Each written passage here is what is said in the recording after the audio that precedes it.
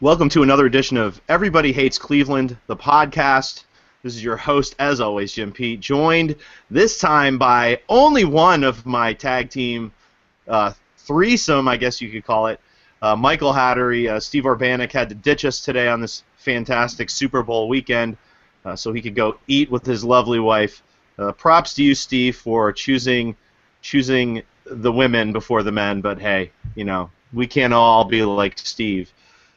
With that said, Mike, how about that segue as we both diss our wives to sit on a Saturday afternoon and podcast. How are you doing, my friend?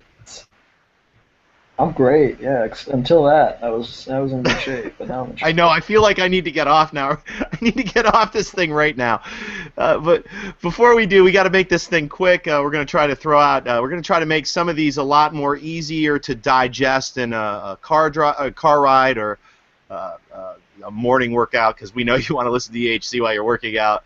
We're going to try to keep this thing 12 minutes or under. So here we go with that. But of course, we've got to make a quick plug. Follow us on Twitter at EVRY BDY hates CLE. You can follow us on Facebook as well at facebook.com/Everybody Hates Cleveland, and our ever-growing Google Plus page at plus.google.com/+ Everybody Hates Cleveland.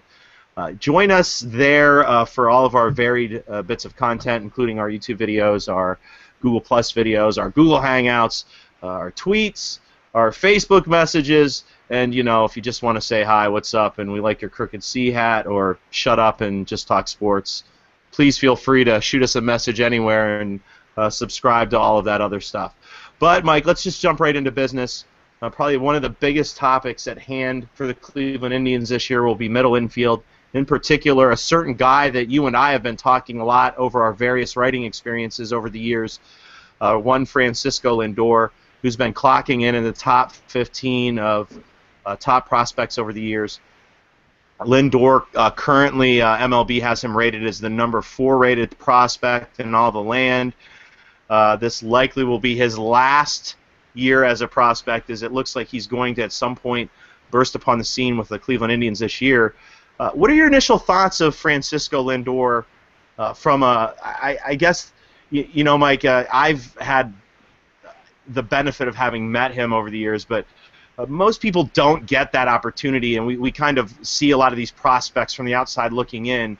Having covered him for the past 4 years, Mike, 3 years, what are your thoughts on Lindor as a prospect? What are your thoughts on Lindor as a potential Major League player in 2015?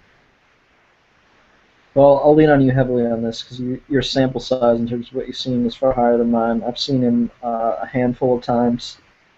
So just a few quick thoughts, and most of them are data-driven thoughts rather than what I was able to see. You know, obviously he's a top 10 prospect ranked that way by Keith Law, Baseball America, MLB. There are so many interesting aspects about him, and so many things that can really shift his ceiling. Even though we think of Lindor as having a fairly high ceiling, a lot of it's based on an elite defensive ability, and that's really come at the cost of other guys like Ramirez, who haven't played a lot at short because of Lindor as a Gold Glove caliber shortstop, which you can speak to. But one of the really interesting things for me about Lindor is the manner in which power will develop, or what power we'll see, because I think we've seen a guy who could very easily be a 20-double, 30-double, probably 20-double, 10-homer guy at shortstop with 15 steals, and that combined with plus defense to Gold Glove defense is a 4 to 5 win player. And I know WAR makes it really hard to discuss things, but I think what we're talking about there is a guy who at his peak is an all-star caliber player for 5 to 6 years, and I think that's what we're talking about with Lindor here. You know, just outstanding. How the logjam plays out, how the Indians' middle infield plays out is going to be really interesting. And, you know, it's really challenging because usually if we're watching and evaluating, we feel like we have the right answer. And I look what, you know, we have up the middle right now, and it just feels like there isn't the right answer. Well, the plus of all this is Lindor truly a special player. It makes it a fun problem to have. Not a lot of teams have middle infield surplus like certainly the Indians have. We've been talking about this surplus for years when we were writing over at IBI and now, of course, at EHC. We're going to get to see that surplus play out. And the two guys that have stood out over those 3 years have been both Francisco Lindor and Jose Ramirez. And I'm going to focus on Lindor now because I've focused so much on Ramirez in the past. But the truth of this is that Lindor is that type of player that has those intangibles in the mix of all this talent. When you talk about speed, he's got it. When you talk about defense, he's got it. When you talk about offense, it continues to grow. He's got it. You mentioned the potential for power. He had 11 home runs last year. You talk about his potential for the doubles and for even triples. You look at a guy who's going to have extra base hits. Lindor certainly seems to be that type of player. He's gotten better over the years offensively. He's got that learnability that we talk about a lot. We talked about TJ House in our last podcast, that same type of learnability where you see improvement from year to year. A guy like Giovanni Urshela as well. That's what makes him intriguing. But on top of that, you see a guy when he's on the field who just commands the field, and there's really no other way to describe it. And I know there's a lot of people out there that will scream that that's witchcraft you're speaking of, but he just has a presence about him that I've not seen in a lot of other Indians prospects, and certainly not in a prospect in many, many years. I guess as I look forward, Mike, to a guy like Lindor, I mean, if he's excelling at AAA or even in spring training, he's starting at shortstop, which makes it very interesting for a guy like Jose Ramirez, who is very much loved on this podcast and at Everybody Hates Cleveland. Do you see Lindor as a guy who can make a splash in year one? And is Jose Ramirez the type of player who's just going to be SOL this year? Is this a guy who, while talented and while having ability that we love, is this a guy who just, because of circumstances of having a guy like Kipnis at second and a guy like Lindor knocking at the door at short, is Ramirez a guy who's going to find himself in that utility role just out of circumstance? I think unfortunately he is. The even bigger issue is that the Indians have retained Avila's kind of for that utility role, which just clouds us even more, and I think it makes it really challenging. I think what's important to see is that first, Ramirez will start at least till May, so he'll be starting at least 50 to 60 games at short. And the way he played last season, it may be hard to call Lindor up if Ramirez continues to play that way. Even if Lindor is playing well, if Ramirez plays defensively and even offensively the way he did on his second call-up last year, it's challenging to force a top prospect up when your shortstop is performing really well. So that's going to be an interesting piece because he's going to have at least 40 games to prove, and then we'll see. The second piece will be, if he's a util guy, I would think they'll rest Lindor enough, they'll start him against his best splits. They need to protect Kipnis more than they have. I think Kipnis is a little more injury prone. Despite the fact that he's never had a major injury for the Indians, he just seems he needs to be protected. He plays really hard, he beats his body up. I think if he played 5 times a week, it'd be a lot better for Jason Kipnis. So I think there's 70 or 80 games to be played there, but when you have somebody like Jose Ramirez, you want to see him playing 140 games. So that's the really tough thing. And on the other hand, we're complaining about an embarrassment of riches, which is not something that we get to do very often. But when you have that embarrassment of riches, the concern is that you devalue an asset and you end up in this weird space. And I'm just hoping that doesn't happen with Ramirez because he's a very, very valuable asset, cost controllable, and Lindor too. So it's a very complex situation, and it's a very good situation to be in, but it has no clear answer. Well, unfortunately for us here, it's going to be a frustrating situation because, of course, we want all 3 of these guys to succeed. Lindor, if he earns his way onto this team, of course we want to see him on this team, but to what extent? Could the Indians, comments, maybe some out-of-touch comments made a few days ago when I can't actually even remember, was it Francona or was it Shapiro? It was at Tribe Fest. They were talking about not knowing what to do with regards to Asdrubal Cabrera, that they thought it would cause an uproar both to the public and in the locker room if they got rid of Cabrera. Of course, that either shows an incredible sense of being out of touch, or they're just spewing some spin. But could you see Jose Ramirez being handled like Asdrubal Cabrera has been over the years, and basically being the shortstop? And could you see Lindor potentially becoming the Ramirez of a couple of seasons ago when the Indians made that run to the playoffs, when they brought Ramirez up the last day of August, and he was really a spark plug for that team off the bases and a defensive fill-in? Could you see Lindor spending a year back in the minors and knocking on the door come September? I mean, I'm sorry, I think I said it, but could Lindor be held back? I mean, is Ramirez that kind of player that can do that? Well, I would say that I think if you asked both of us last May when Francisco Lindor was going to be playing his first game in Major League Baseball, we said it's going to be September this year or it's going to be May of 2015. We know it's soon. And now if you ask me, I'm far less certain that he just gets called up in order to avoid the Super 2 window.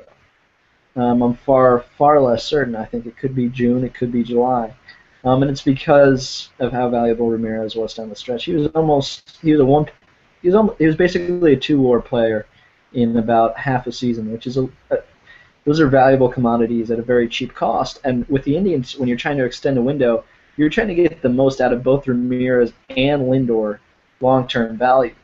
And if that means slowing down Lindor's clock even more, maybe trying to dodge a full season of clock with Lindor, I mean, that becomes really interesting. And if Jose Ramirez plays well, you have a very valuable trade commodity. You've added another year onto the Lindor window of a really young, cost-controlled shortstop.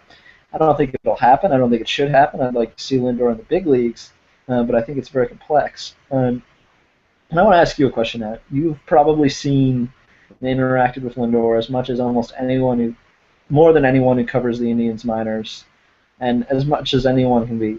If you were going to say, who are your top 3 makeup guys that you have ever seen come through Carolina, and is Francisco Lindor one of them? Yeah, I mean, I've been covering the Indians online for 5 years there, and of course I've been attending Kinston games since 2000. If you want to talk makeup guys, Lindor is he's head and shoulders above the rest. I'm going to be honest with you, Mike, he's on a level of makeup that I've never seen. So if you want to say top 3, I don't know that I have 3. I immediately who comes to mind who might makeup-wise be on the same playing field, but certainly not talent-wise, is Tony Wolters, who has that same sort of presence, but doesn't command the same sort of, command. He doesn't command that same sort of, I've got to see him. And one of the best comments I've ever seen about Francisco Lindor comes from the diatribes Al Chimichala, who witnessed him up close to his home in Virginia when he was watching him play, just field some ground balls in pregame, and he made a comment that watching Lindor fielding balls in pregame felt a lot like some power hitters when they're standing in the cage, and I think that's what I've always seen. He's just an impressive person, and while he's only 5'11" and 175 pounds, and this guy commands presence. I mean, everything he does seems important, and I've never seen a player, at least not since 2000, come through that Kinston organization. Now, I've heard some things about Jim Thome coming through there, and of course, having seen him over the years, you can certainly imagine that he had the same sort of presence, especially with some of the shots that he's hit. and some other players as well. But Tomey seems to stand out to me as guys that some scouts have talked to me about who they knew immediately was going to be a star in the big leagues. But Lindor's on a completely different level. I don't think people realize just how impressive this guy is, just in pure sense of talking to him and watching the way that he handles himself off the field. He immediately brings the conversation to Omar Vizquel, who, as a season ticket holder, I got to watch kind of handle himself with the Cleveland Indians on a very talented team. But what stood out to me about Omar Vizquel was just how he did things leading up to a game. And I remember the first time I ever saw Vizquel, he played wall ball.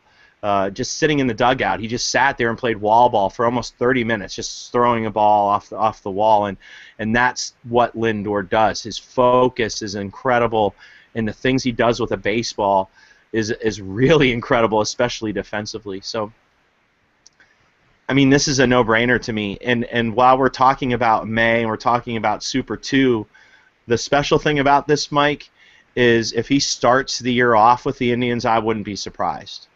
So that's the intrigue to me, because the best infield, and I know we got to wrap things up here, but the best infield that we've got defensively doesn't involve Jason Kipnis playing second base. And I'm not saying that that's the move to make, but Jose Ramirez at second, Francisco Lindor at short, up the middle.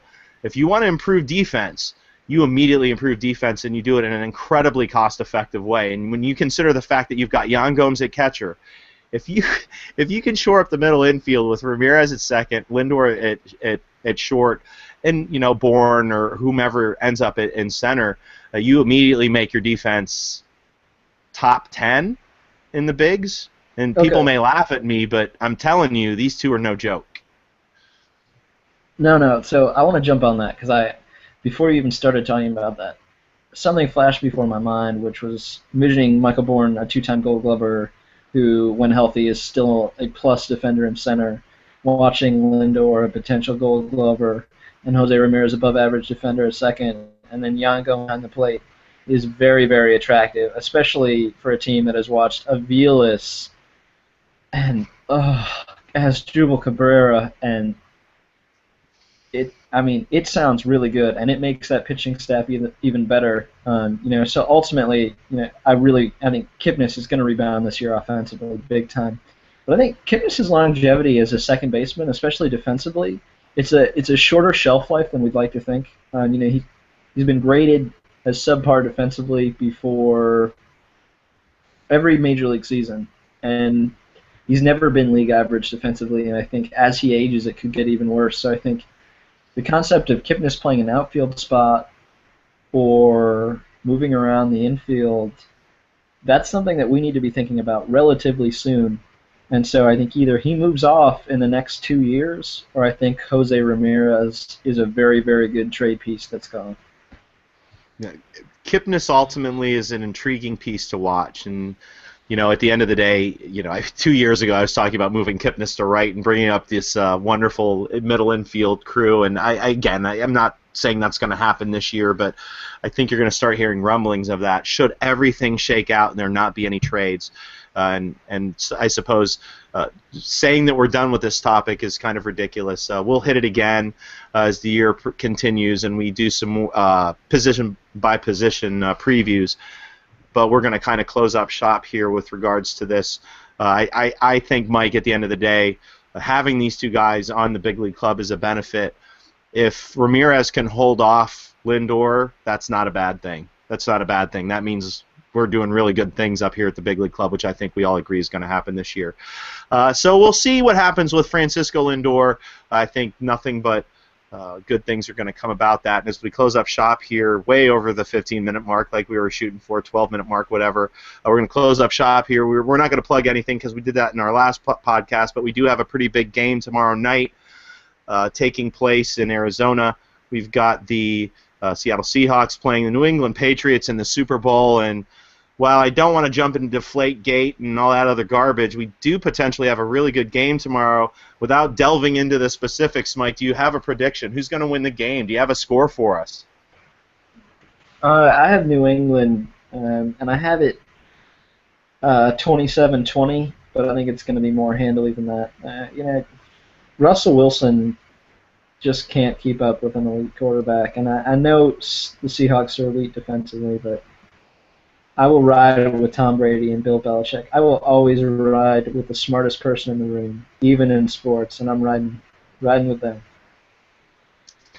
Well, I fear that pissing off a guy like Tom Brady the week before the Super Bowl is probably not the way to go.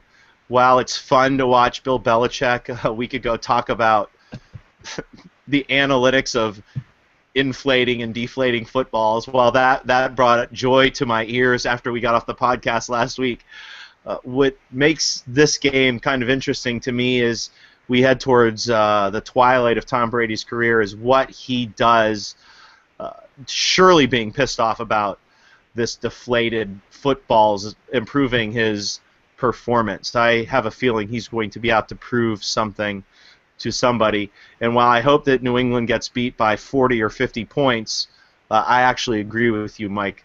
I think we're going to see some scoring tomorrow. You have a great score. I like your 27-20 score. I'm going to take it up a notch. I'm going to go 20. How about this? How about 35-24 New England? Close game at halftime, and they run away with it in the second half. You know, I just picked New England to win, maybe for the first time in my life. God bless us all.